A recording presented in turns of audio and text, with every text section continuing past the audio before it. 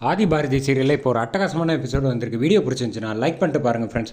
பாரதி வந்து மனசு ஒரே குழப்பத்தோடு வந்து வீட்டுக்கு வந்துடுறாங்க. வீட்டுக்கு வந்தோடனே மரகதம் வந்து என்ன பாரதி அப்படின்னு கேட்குறப்ப லைட்டாக வந்து படியில் வந்து வாசக்காலில் வந்து லைட்டாக ஸ்லிப் ஆகிடுறாங்க. ஸ்லிப் ஆனோன்னு வந்து அவங்க என்ன ஆச்சு பாரதி, ஏன் இவ்வளோ பதட்டப்படுற அப்படின்னு சொன்னோன்னா, நீ ஜோசியர் சொல்கிறதெல்லாம் வந்து ஒன்றும் பெருசாக எடுத்துக்காத.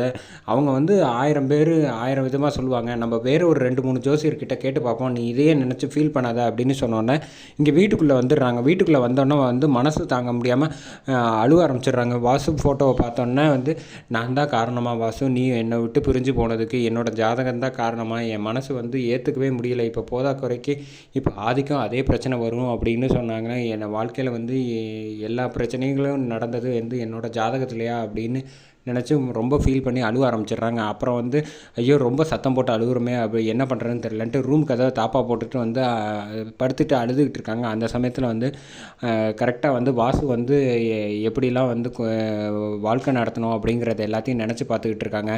அடுத்த செகண்டே வந்து வாசுக்கு அடிப்பட்டதையும் ஃபீல் பண்ணிக்கிட்டு இருக்கப்போ வந்து கரெக்டாக ஆதி ஃபோன் பண்ணிடுறாங்க. ஆதி ஃபோன் பண்ணுறப்ப வந்து ஃபோனை எடுக்காமல் ஓரமாக தூக்கி போட்டு வச்சிடுறாங்க. அதுக்கப்புறமேட்டு அழுதுகிட்டு இருக்காங்க. கண்டினியூஸாக ஆதி கால் பண்ணிகிட்டு இருக்காங்க. அப்புறம் ஆதியோட ஞாபகம் வந்ததுக்கப்புறமேட்டுக்கு ஆதியை பார்த்தது, பேசினது, பழகுனது, நிச்சயதார்த்தம் நடந்தது, மோதிரம் போட்டது எல்லாத்தையும் நினச்சி பார்த்துக்கிட்டு இருக்காங்க. கோயிலுக்கு போனதுலேருந்து மறுபடியும் கண்டினியூவாக ஆதி வந்து கூப்பிட்டதுனால வந்து உடனே வந்து ஃபோனை எடுக்கிறாங்க. பாரதி எடுத்துகிட்டு வந்து வெளியில் வந்துட்டு, ஆதி தப்புன்னு வச்சுக்காதீங்க, எனக்கு உடம்பு சரியில்லை அப்படின்னு, நான் அப்புறமேட்டுக்கு நான் போகலாம் வெளியில் டூருக்கு அப்படின்னு. என்ன பாரதி இப்போ சொல்கிறீங்க, முதலே சொல்லியிருந்தீங்கன்னு வச்சுக்கோங்களேன், நான் உங்களை வந்து ஹாஸ்பிட்டலுக்கு வந்து அழைச்சிட்டு போயிருந்திருப்பேன். ஏன் இப்படி வந்து கஷ்டப்படுத்திட்டு இருக்கீங்க அப்படின்னு சொன்னோன்னே, பாரதி நம்ம 2 பேருக்கும் வந்து நான் கல்யாணம் ஆல்மோஸ்ட் நிச்சயம் ஆகிடுச்சு, நான் உங்களோட பாதி ஹஸ்பண்ட், அதனால் வந்து நீங்கள் எதுவாக இருந்தாலும் என்கிட்ட மறைக்கக்கூடாது அப்படின்னு சொல்லிட்டு சரி போய் தூங்குங்க அப்படின்னு சொல்கிறாங்க. டக்குன்னு திரும்பி பார்க்குறாங்க. ஃபோனை வச்சுட்டு பார்த்தா அவங்க முன்னாடி வந்து ஆதி வந்து நின்றுட்டு இருக்காங்க. என்னாச்சு பாரதி அப்படின்னோன்னு ஆதியை பார்த்தோன்னே மனசு தாங்க முடியாமல் ஓடி போய் கட்டி பிடிச்சி அழுவ ஆரம்பிச்சிடுறாங்க. அழாத செல்லம் என்ன ஆச்சு அப்படின்னு சொல்லிட்டு கன்னத்தை இப்படி தூக்கி பிடிச்சி அழாதன்னு கண்ணெல்லாம் தொடச்சி விட்டுட்டு, என்ன ஆச்சு இப்போ சொல்லுங்கள், காலையில் நல்லா தானே இருந்தீங்க அப்படின்னு சொன்னப்போ நடந்த விஷயம் ஜோசியர் சொன்னது எல்லாத்தையும் வந்து சொல்கிறாங்க. இந்த மாதிரி வாசுக்கான மாதிரி உங்களுக்கு ஆயிடுச்சுன்னா நான் என்ன பண்ணுறது அப்படின்னு சொன்னோன்னே, இவ்வளோதான விஷயம், இதுக்கு போய் நான் என்னமோ ஏதோன்னு பயந்தே போயிட்டேன் அப்படின்னு சொல்லிட்டு இன்றைக்கி காலையில் எங்கள் ஜோசியர் வந்தார். வந்து பார்த்துட்டு நான் வாழ்க்கையில் வந்து இப்போ உங்கள் முன்னாடி நான் நிற்கிறதுக்கு காரணமே வந்து நீங்கள் தான் என்னை 2-3 ட்ரிப் காப்பாற்றிருக்கீங்க உட்பட வந்து நாள் பூரா நம்ம 2 பேரும் சேர்ந்துருந்து சந்தோஷமாக வாழ்வோம், அப்படி ஒரு ஜாதகம் அப்படின்னு சொல்லிட்டு போயிருக்காரு. இப்போ நீங்கள் எதை நம்ப போகிறீங்க அப்படின்னு நீங்கள் ஒன்றும் கவலைப்படாதீங்க பாரதி, நீங்கள் வந்து வருத்தப்பட்டுக்கிட்டு இருக்க இந்த மூஞ்சி எனக்கு சுத்தமாக செட் ஆகலை, எனக்கும் பிடிக்கல. நீங்கள் எப்பவும் போல் கொஞ்சம் சந்தோஷமாக சிரிப்பீங்கள்ல, அந்த மாதிரி சிரித்தா தான் என் மனசு நல்லாயிருக்கும், லைட்டாக கொஞ்சம் சிரிங்களேன் அப்படின்னோன்னா ஆதி வந்து சிரிச்சுட்டு கட்டி பிடிச்சிட்டு அங்கேருந்து நவுந்து போகிறாங்க.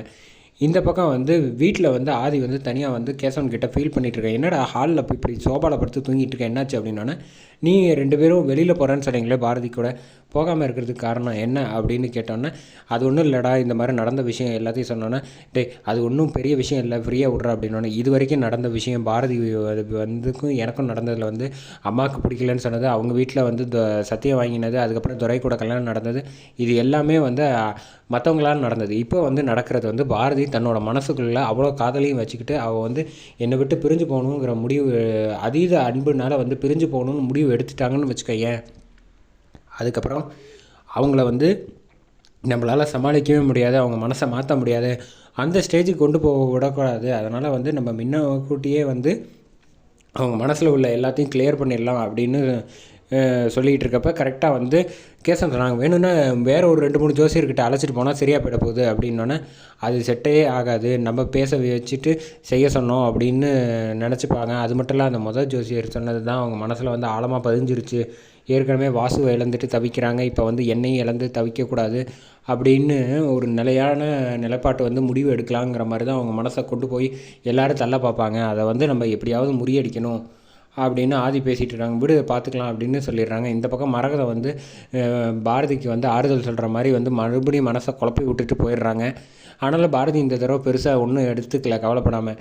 அறிவு வந்து வெயிட் பண்ணிகிட்டு இருக்காப்புல மணியை பார்க்குறதுக்காக வந்தாலும் மணி வந்து 2 பேரும் பேச ஆரம்பிக்கிறாங்க. இப்படி பண்ணிவிட்டேடா, முன்னாடியே சொல்லியிருந்தேன்னா வந்து இந்த நிச்சயம் வரைக்கும் வந்திருக்காது அப்படின்னு, எனக்கு தான் தெரியாதுல்ல சார் அப்படின்னு சொன்னோன்னே, தெரியாதுன்னா இப்போ வந்து எப்படி இவங்க 2 பேரும் பிரிக்க போகிறது, எனக்கு வந்து நிச்சயமும் ஆகிப்போச்சு, எப்படி பிரிக்கவே முடியாதுன்னு நினைக்கிறேன் அப்படின்னோடனே, அதுக்கு தான் சார் அந்த ஜோசியரை வச்சு குட்டையை குழப்பியிருக்கோம்ல அப்படின்னோடனே பாரதி இப்போ ஆல்ரெடி கன்ஃபியூஸ் ஆகி என்ன பண்ணுறதுன்னு தெரியாத ஸ்டேஜுக்கு வந்துட்டா அப்படின்னோடனே வந்துட்டா, பட் இருந்தாலும் சரின்னு தானே சொல்லியிருக்கா, சமாதானப்படுத்திட்டானே ஆதி அப்படின்னோடனே நீங்கள் ஒன்றும் கவலைப்படாதீங்க சார். முதல்ல இப்போ மனசு லைட்டாக சங்கடம் படுத்துருக்கு. அதில் நம்ம மேற்கொண்டு குழப்பி விட்டு குட்டையை குழப்பினா அவன் வேண்டான்னு சொல்கிற அளவுக்கு கொண்டு போய் தள்ளுவோம் அப்படிங்கிறாங்க. அதோட எபிசோடு அட்டகாசமாக முடிக்கிறாங்க.